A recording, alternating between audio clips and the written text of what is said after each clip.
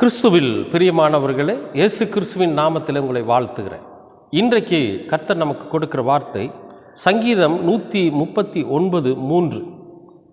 கர்த்தாவே, நீர் அக்கிரமங்களை கவனித்திருப்பீரானால் யார் நிலை நிற்பான்?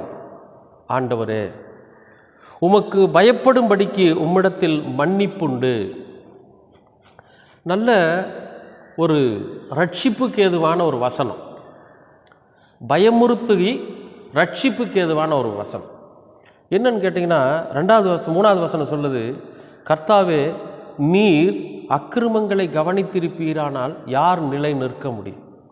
இப்போ இந்த உலகத்தில் ஒவ்வொரு தனிப்பட்ட மனுஷனும் செய்கிற அக்கிரமத்தை கடவுள் கூர்ந்து கவனிச்சார்னு வச்சுங்க, யாராவது நிலை நிற்க முடியுமா? நான் நீதிமான் அப்படின்னு யாராவது சொல்ல முடியுமா? இல்லை நான் பரிசுத்தவான், நான் இயேசு கிறிஸ்துவை போல வாழ்ந்து கொண்டு இருக்கிறேன், யாராவது சொல்ல முடியுமா? எந்த ஒரு சாதாரணமான ஒரு விஷயத்தில் கூட நம்ம தவறு பண்ணிடுறோம். எப்பேற்பட்ட ஆளாக இருந்தாலும் சரி, வேதத்தை எடுத்து 24 மணி நேரமும் போதித்து கொண்டு இருக்கிற ஒரு போதகன் கூட ஒரு சின்ன விஷயத்தில் தவறுதலாக நடந்துறார். அப்போ சின்ன சின்ன தவறுகள், சின்ன சின்ன பிரச்சனைகள் நடக்குது. இப்போது எல்லாத்தையும் எல்லாரும் கொடுத்துட முடியாது. ஒரு சில விஷயங்களில் தவறு நடக்க தான் செய்யும், நம்முடைய வாழ்க்கையிலும் கூட. அப்போ அதையெல்லாம் ஆண்டவர் எண்ணிட்டு இருக்காருன்னு வைங்க. நாம் செய்கிற தவறுகளையும் நம்முடைய அக்கிரமங்களையும் அவர் எண்ணிட்டு இருந்தாருன்னா நாம் நிலை நிற்க முடியுமா?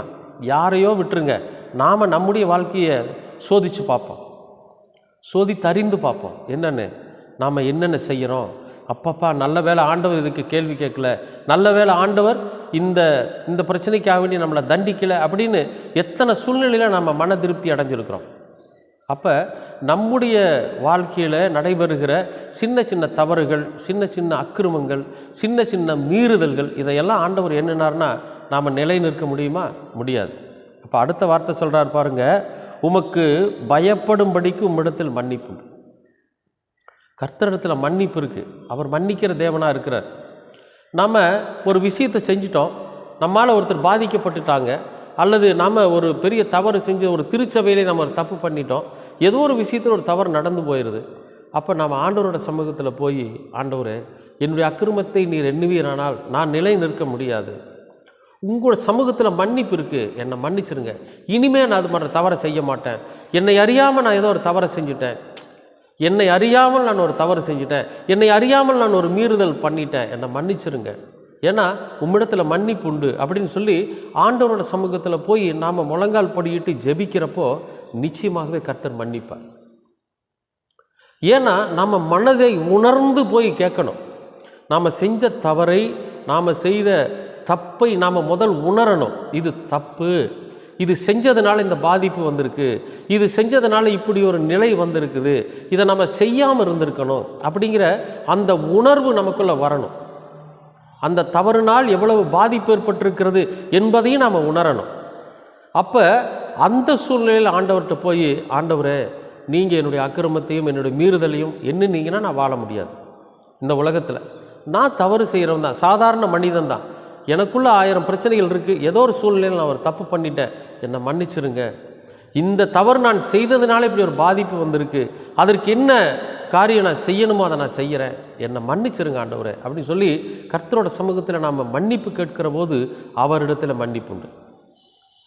சகை சொல்கிறான், நான் ஒருவனிடத்தில் அநியாயமாக வாங்கியிருந்தா அதை நாளத்தனையாக நான் திருப்பி கொடுத்துறேன், நான் செஞ்சது தப்பு தான், அந்த சூழ்நிலைக்கு நான் செஞ்சுட்டேன், இப்போ நான் திருப்பி கொடுத்துட்றேன், அது நாளத்தனையாக திருப்பி கொடுத்துறேங்கிறான். ஒருத்தங்கிட்ட அநியாயமாக நான் வாங்கியிருந்தேன், அதை நான் திருப்பி கொடுத்துட்றேங்கிறான்.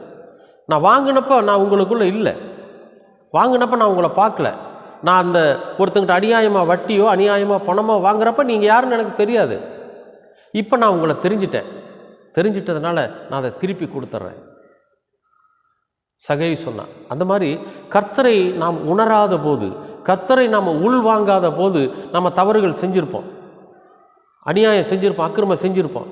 இப்போ கர்த்தரை நாம் உள்வாங்கினதற்கு பிறகு அது தவறு, அது அக்கிரமம் என்று தெரிந்த பிறகு கர்த்தரோட சமூகத்தில் அதை நீங்கள் கணக்கில் வச்சிடாதீங்க, தெரியாமல் பண்ணிட்டேன், என்னை மன்னிச்சிருங்கன்னு சொல்லி கடவுளோட சமூகத்தில் நாம் முழங்கால் படியிட்டு ஜெபிக்கிறப்போ அதற்கான மன்னிப்பு உண்டு.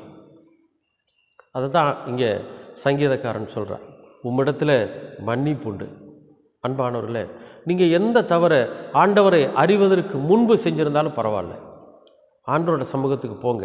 இப்போ கர்த்தரை உள்வாங்கி, ஆவியானவரை உள்வாங்கி, இம்மானுவேலரின் வார்த்தைகளை உள்வாங்கி வாழ்கிற போது எது தப்பு எது சரின்னு நமக்கு தெரியும். அப்போ அந்த மாதிரியான அக்கிரமங்களும் தவறுகளும் நம்ம செய்யாமல் இருக்கணும் அப்படின்னா நம்முடைய இருதயத்துக்குள்ளே ஆவியானவர் நிறைஞ்சிருக்கணும். இடம் கொடுங்க, பரிசுத்த ஆவியானவருக்கு இருதயத்தில் இடம் கொடுங்க. நம்முடைய வாழ்க்கை நன்மையான பாதையிலே பயணிக்கும், சரியான வழியிலே நம்ம பயணிப்போம். அக்கிரமம், மீறுதல், பாவம், துன்மார்க்கத்தனம் இதெல்லாம் எதுவுமே இல்லாமல் ஒரு சமாதானத்தின் வழியில் நம்ம பயணிக்க முடியும். நிச்சயமாகவே கர்த்தர் அப்படி ஒரு பயணத்தை உங்களுக்கும் அனுமதிப்பார்.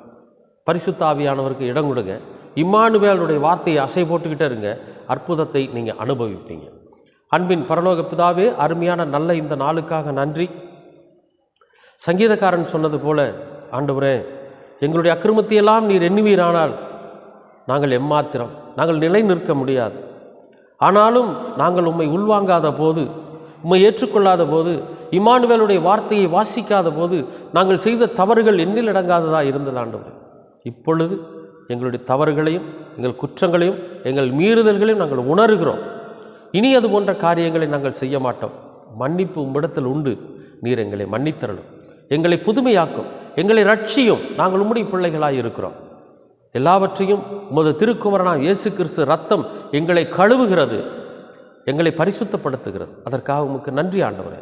இதையும் ஆண்டவராய் இயேசு கிறிஸ்துவின் வழியாய் கேட்கிறோம் நல்ல பிதாவே. ஆமென், ஆமென், ஆமென்.